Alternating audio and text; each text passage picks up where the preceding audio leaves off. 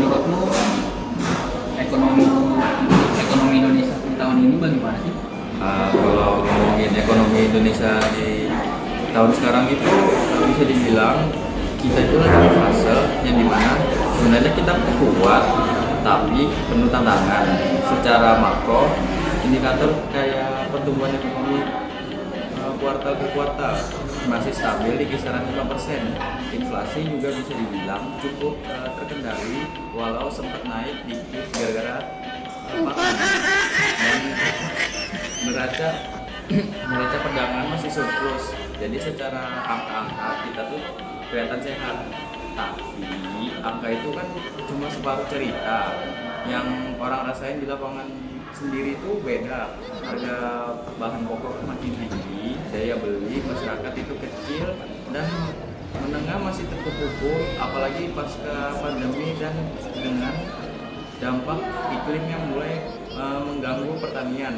Jadi kalau ekonomi tumbuh, yang nikmatin pertumbuhannya itu belum merata, masih banyak yang nggak kerasa ada perbaikan. Kalau soal investasi dan industri sendiri, pemerintah itu lagi jor-joran buat mendorong hilirisasi tambang kayak nikel. Tapi ini tuh jadi hal yang bagus kalau kita dari segi nilai tambah ekspor dan jadi cita-cita negara industri. Tapi ini juga jadi permasalahan lain karena pertama ketergantungan ke investor asing yang sering tinggi. Yang kedua isu lingkungan dan hak buruh lokal sering tertutup euforianya pertumbuhan ekonomi. Terus ada juga tantangan dari sisi global kayak geopolitik, ketegangan Cina, Amerika, dan efek suku bunga tinggi dari Covid yang bikin tekanan eksternal ke ekonomi kita itu lumayan berat.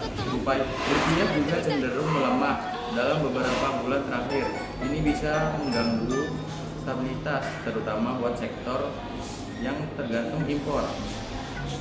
Nah, jadi PR utama di Indonesia sendiri itu menurutku gimana caranya bikin pertumbuhan yang inklusif, alias bukan cuma bikin ekonomi gede tapi juga bikin masyarakat kecil itu ikut naik kelas.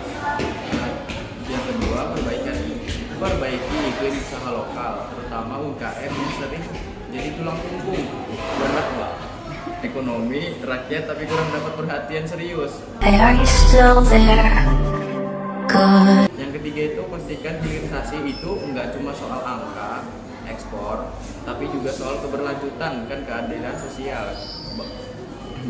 Terakhir, ekonomi Indonesia itu ibarat orang yang kelihatan sehat dari luar, tapi masih butuh banyak perbaikan dari dalam. Ada harapan besar, ada potensi gede, tapi tanpa pembenahan struktural dan pemerataan manfaat, kita bakal jalan di tempat meskipun terlihat lari dari grafik.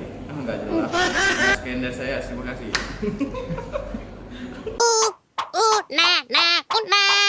Una na ya, hayah.